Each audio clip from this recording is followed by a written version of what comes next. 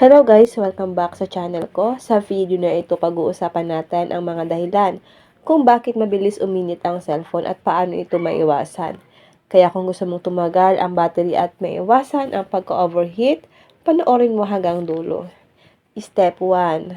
Sobrang daming apps na naka-open sa background. Tap natin ang 3 lines. Kapag maraming apps ang sabay-sabay na tumatakbo, napipilitan ang processor ng cellphone na magtrabaho ng todo kaya umiinit ito. Para ayusin ito, isara ang mga hindi ginagamit na apps.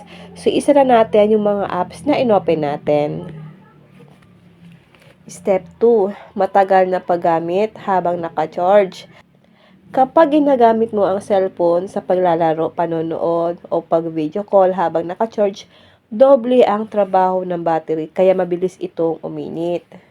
Step 3, mataas ang brightness ng screen. Ayan guys, ito yung brightness. Kapag tinodo nyo po yung brightness, mabilis pong uminit ang cellphone natin kaya dapat konti lang. Kapag laging naka-maximum, ito po, kapag laging naka-maximum ganyan, ang brightness, mas malakas ang pagkonsumo ng battery kaya nagiging sanhi ito ng init. Step 4. Mahina ang signal o internet connection. Kapag mahina guys, kapag hirap makakuha ng signal ang cellphone mo, mas pinapagana nito ang system para humanap ng mas malakas na connection. Step 5. Luma o may sira ang battery. Kapag matagal na ang battery ng cellphone mo, possible itong mabilis uminit kahit normal lang ang paggamit. Paano ito maiwasan? Una, isara ang background ng mga apps.